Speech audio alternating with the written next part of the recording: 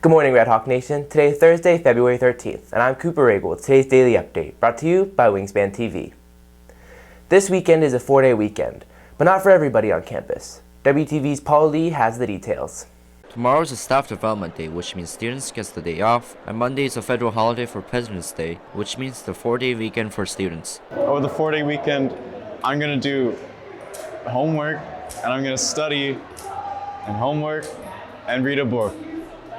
What I want to do on my 4-day weekend, I want to eat, sleep, watch TV, and not worry about school at all. What I'm going to do over the weekend is probably sleep, read, do nothing, and maybe go to Six Flags or something. Meanwhile, teachers only get a 3-day weekend. So yeah, this Friday is a Staff Development Day. So to my knowledge, all we're doing is we're just planning. So, I mean, we might have some overall staff meetings. I'm not super sure about that, but the whole day is just dedicated to us planning things. So, a lot of teachers have 2 preps, so they teach 2 classes. Maybe in the first half of the day, they might do one of them. The other half, they might go to the other course. So, we just team up with our teachers that, that teach the same class, and we just kind of try to get ahead and try to see if we can, make the classroom better. Reporting for WTV, I'm Paul Lee. Each fall, over 70,000 students across Texas audition for the Texas All-State Band, Orchestra, and Choir, but only a select few actually make it. This year, 6 Redhawks are representing the school in the All-State Band. WTV's Akil Katori has the details. I think the All-State Band to me means a lot in a general sense because it represents the amount of work that every musician who's made it has put in for a few months now. Working on audition music and going through the tedious process of auditioning. All-State Band in Texas is the hardest state to make the All-State Band. Texas is the most competitive. So for me, it's been a high school, all throughout high school, it's been a goal of mine to make it. So for me, it was figuring out the right practice routine and just sort of placing the realistic value on it, as well as just trying to become a better musician and better person. The All-State Band represents all my hard work and all the effort I put in practicing those 3 etudes for the whole year, and it really paid off, all that hard work. They're looking for motivated students that are really passionate about music around our age group. They're looking for people that are disciplined enough to keep themselves practicing even if they're really tired. And they're looking for people that are outgoing, so they make friends easily with the people that are there with them. We'll be performing pieces as a whole band. We've never come together before, so it should be an exciting opportunity to meet new people. Well, when it came to time management, I feel like, during the school year, before winter break, I had to dedicate advisory to practicing because at home I needed more time to study and do homework. But once winter break came along, I had a lot of time to practice.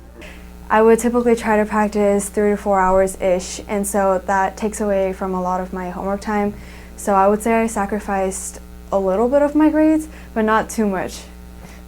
Ultimately, I wasn't too surprised that I made it because I put in a lot of practice and I had a feeling that it would pay off. But I was still very pleased to know that I made it for sure.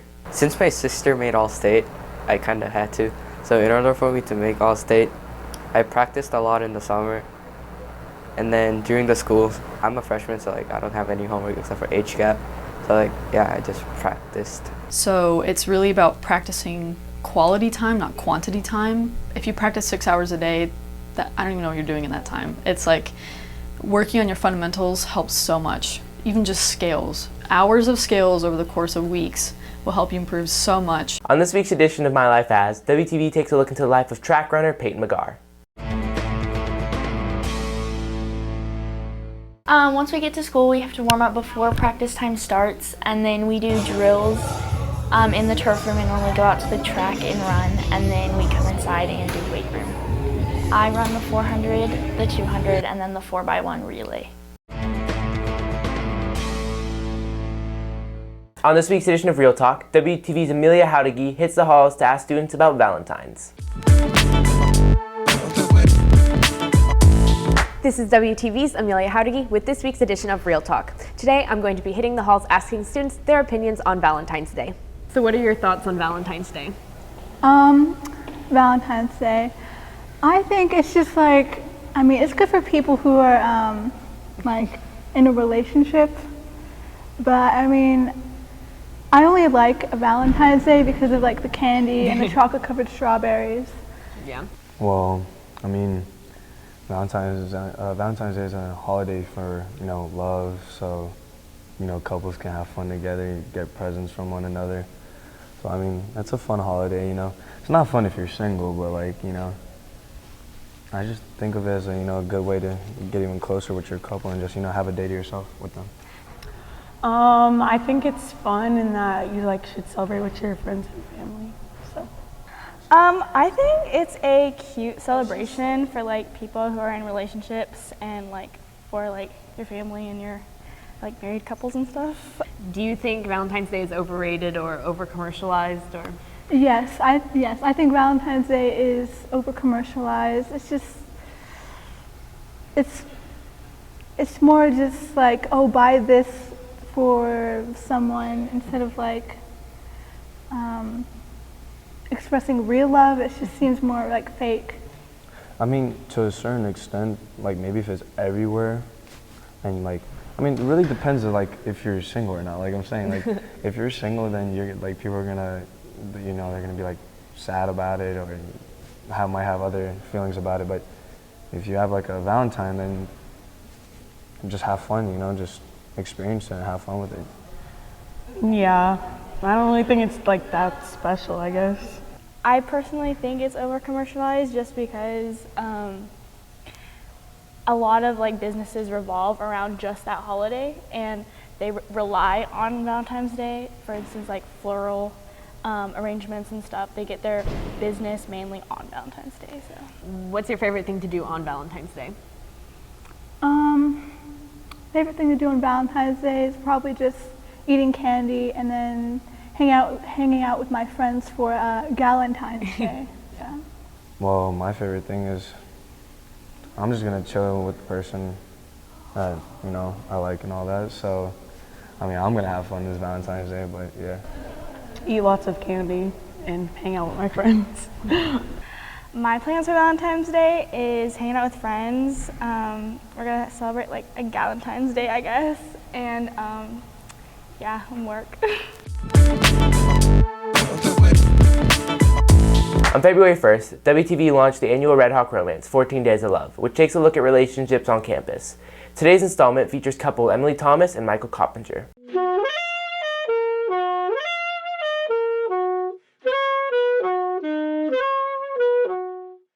What's your favorite memory of each other? We went to a Zac Brown band concert and that was fun. We walked to Walmart and then bought pumpkins and then carved them, and that was kind of fun.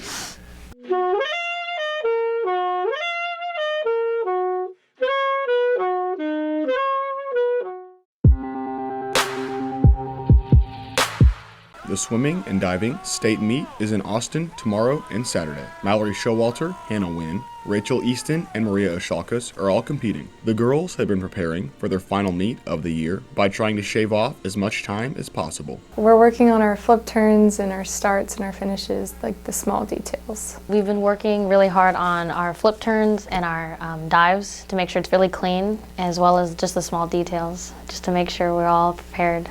If the girls do well on Friday, they will compete for a state championship Saturday. Well, we automatically swim on Friday, and you have to be in the top 16 to compete again on Saturday. So making finals on Saturday would be a really big accomplishment. The girls' goal has been state all season long. This was one of our goals, to make it to state as a girls team. So that was a really big accomplishment, and we've just been like training up this whole season and just working really hard to get here. It feels really good. We've been working really hard as a team, more than individuals. So it feels great. And yeah, we've just been working really hard ever since the beginning. The state meet is taking place at the Lee and Joe Jamail Texas Swimming Center in Austin, Texas. The semifinals take place tomorrow with the 5A races starting at 10 a.m. The finals happen the next day with 5A swimming beginning at 9:30. The Wrestling 5A Region 2 Championships are also happening tomorrow and Saturday. Both the girls and boys teams placed second in the district championships, moving 13 wrestlers on to the regional round. Senior Daly Burkett and junior Michael Breslov have both been preparing all season long for the regional meet. We work out twice a day, every day. We've been doing 2-a-day practices since like September 30th. So we've put in a lot of time. We lift in the morning and do conditioning in the morning, and then we wrestle in the afternoon. So we've put in a lot of work. We do tournaments every weekend. We do duels on Thursdays. So a lot of competition. There's a lot of preparation to get to this point in our season. We had to lift almost every single day, practice early and during the period and after school. That was really a grind, but hopefully it'll pay off. Daly and Michael both hope to advance to state. My goal is definitely to win regions and then go to state and then hopefully place in state. I just really want to qualify for state. That's been my goal all year. I have it written on my locker. I've just really been focusing on that, and if I keep working hard and push myself, I know I can do it. The meet takes place at Independence High School starting at 7 a.m. both days. For WTV Sports, this is Walker Shippey. If you're looking for more from Wingspan, you can follow us at Liberty Wingspan on Twitter, Instagram, and Facebook, or visit our award-winning website, libertywingspan.com. And now for today's announcements. Key Club is selling carnations for Valentine's Day during all lunches. Buy a carnation for $1 for a special someone.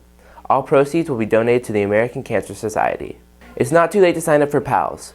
Interested students must complete the PALS application by 4:30 today at bit.ly/PALS2020. Anyone interested in trying out for cheer must attend the parent informational meeting with a parent on February 18th at 6 in the LHS auditorium. Applications are online and can be found on the LHS homepage.